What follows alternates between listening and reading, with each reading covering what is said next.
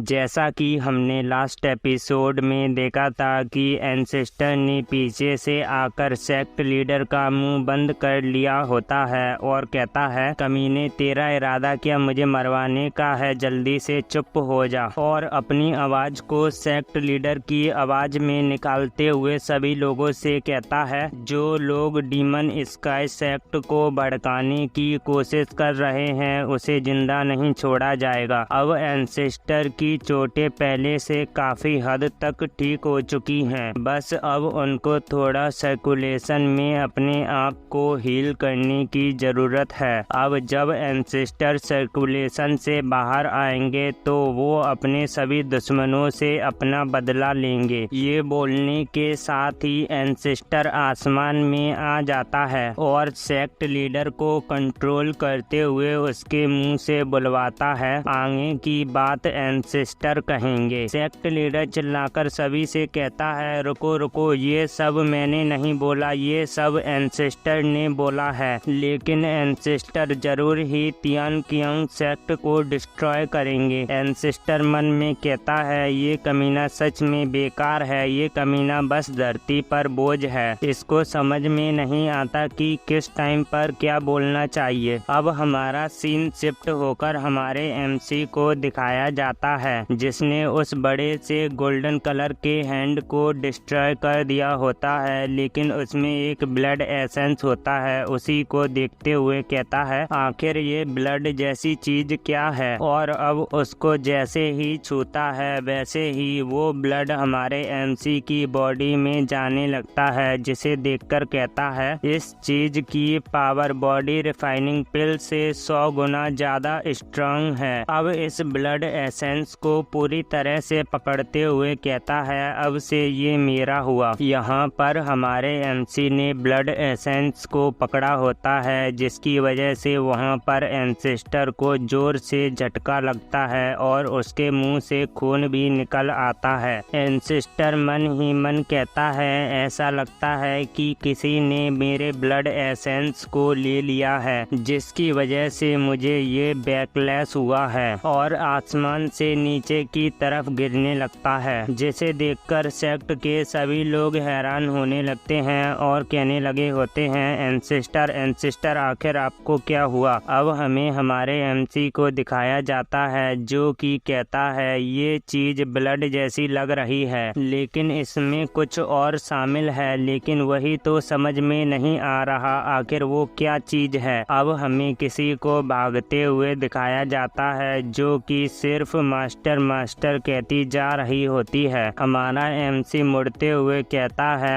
आखिर ये कौन है, कौन मास्टर मास्टर चिल्ला रहा है। हमारा एमसी जैसे ही मुड़कर देखने वाला होता है वैसे ही पीछे से एक लड़की आकर हमारे एमसी से टकरा जाती है। वो कहती है, सीनियर ब्रदर प्लीज मुझे बचा लो। ये चिल्लाकर कहता है, अरे बाप रे, मेरी रीढ़ की हड्डी और तोड़ दी। अब हमें 1 घंटे पहले का सीन दिखाया जाता है, जहां पर ये लड़की भागते हुए आ रही होती है और कहती है, मास्टर ने मुझको सीनियर ब्रदर को ढूंढने के लिए ईस्ट यूजू पीक पर जाने के लिए कहा था, लेकिन मैं 3 दिनों से भागती जा रही हूँ, लेकिन अभी तक मैं यूजू पीक तक नहीं पहुँची हूँ। लेकिन मुझे ये समझ में नहीं आ रहा आखिर ये ईस्ट किस तरफ है, क्या ये सामने की तरफ है। लेकिन तभी कोई पर्सन इस पर अटैक कर देता है, जिसे महसूस करके ये लड़की जल्दी से अपनी स्वॉर्ड को निकालकर सभी अटैकों को डिफ्लेक्ट कर देती है। अब जल्दी से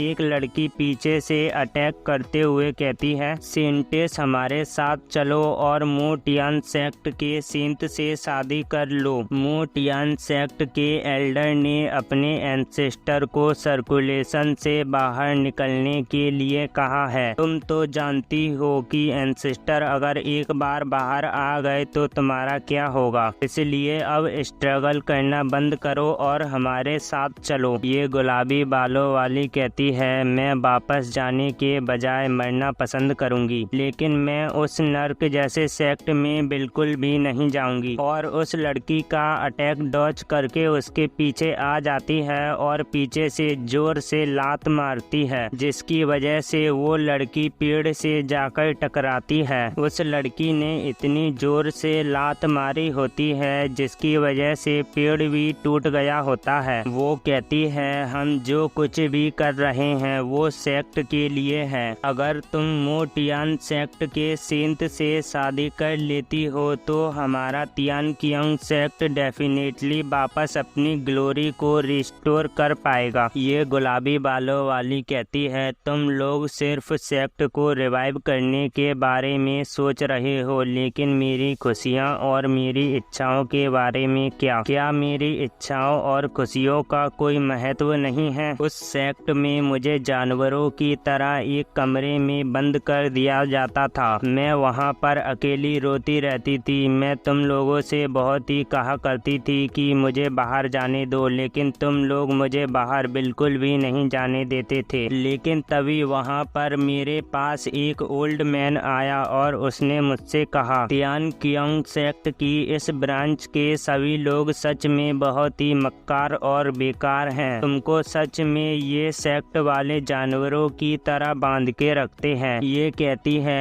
एल्डर प्लीज मुझे बचा लीजिए। ये लोग मुझे किसी पर्सन से शादी करने के लिए मजबूर कर रहे हैं, लेकिन मैं उस पर्सन से शादी करना नहीं चाहती। इसलिए मैं चाहती हूँ कि आप मेरी यहाँ से निकलने में मदद करें। प्लीज एल्डर मुझे बचा लीजिए और मुझे अपने अंडर में ले लीजिए। इसकी इन सब बातों को सुनकर एल्डर यानी कि हमारे एमसी का मास्टर कहता है ठीक है, अब मैं सब कुछ समझ गया हूँ। जबकि तुम्हारा एप्टीट्यूड भी बहुत ही अच्छा है, तो आज से ही मैं तुमको अपने तियान कियांग सेक्ट के डिसाइपल के रूप में एक्सेप्ट करता हूँ। अब हम प्रेजेंट में आते हैं जहाँ पर ये कहती है हालांकि अभी तक मुझे ये पता नहीं चला कि तुम लोगों ने मुझे उस कमरे से क्यों निकाल दिया, लेकिन मुझको ये जरूर पता है कि ये सारा प्लान जरूर ही उन एल्डर का होगा। ये वाली लड़की चिल्लाकर कहती है भले ही तुमने मुझे हरा दिया हो, लेकिन तुम सीनियर ब्रदर से ज्यादा देर तक बचकर नहीं भाग पाओगी। इसलिए तुम्हारे लिए यही बेहतर होगा कि तुम मेरे साथ वापस चलो। और मन ही मन खुश होते हुए कहती है सेक्ट लीडर की बेटी बहुत ही बेवकूफ है, वो मुझे मारने की हिम्मत बिल्कुल भी नहीं करेगी। तुमने हमेशा मेरे सीनियर ब्रदर वांग को सेड्यूस करने की कोशिश की है, लेकिन अब जब तुम मो टियान सेक्ट के सेंट से शादी कर लेती हो तो सीनियर ब्रदर वांग मेरे ही होंगे। उसके बाद सीनियर ब्रदर वांग को मुझसे दूर कोई नहीं कर पाएगा। ये इतना सोच ही रही होती है, तब तक वो लड़की इसके पीछे वाले पेड़ पर अपनी स्वॉर्ड को मारती है, जिसकी वजह से ये डर जाती है। वो कहती है बकवास करना बंद करो और मुझे जल्दी से बताओ इस मैप में जो मार्ग वाली लोकेशन है वो कहाँ है। इस लड़की का नाम किंग स्वांग है, तो अब से मैं इसको स्वांग ही कहकर बुलाऊंगा। ये लड़की मैप को देखते हुए कहती है ऐसा लगता है कि मैं इसे पढ़ सकती हूँ। किंग स्वांग इस लड़की से कहती है पिछले कुछ दिनों से तुम मुझे वेस्ट की ओर भागने के लिए क्यों मजबूर कर रही हो? जल्दी मुझे बताओ, क्या मैं मार्क वाली लोकेशन से और भी दूर होते जा रही हूँ? ये लड़की मन में कहती है ऐसा लगता है कि सेंटिस को डायरेक्शन के बारे में बिल्कुल भी नॉलेज नहीं है, लेकिन तभी मैप में कुछ देखकर हैरान हो जाती है और कहती है सेंटिस आखिर आप मार्क वाली लोकेशन पर क्यों जाना चाहती हैं? किंग स्वांग गुस्से में कहती है तुम्हारा इससे कोई लेना देना नहीं है, तुम मुझे डायरेक्शन के बारे में बताओ, नहीं तो मैं तुमको जान से मार डालूंगी। तभी पीछे से किसी पर्सन की आवाज आती है सेंटिस उसे धमकी देना बंद कीजिए, आप में इतनी हिम्मत बिल्कुल भी नहीं है कि आप किसी पर्सन को जान से मार सके। अब हमें दिखाया जाता है ये सभी और कोई नहीं उसी लड़की के टीम के मेंबर होते हैं। वांग कहता है हम सभी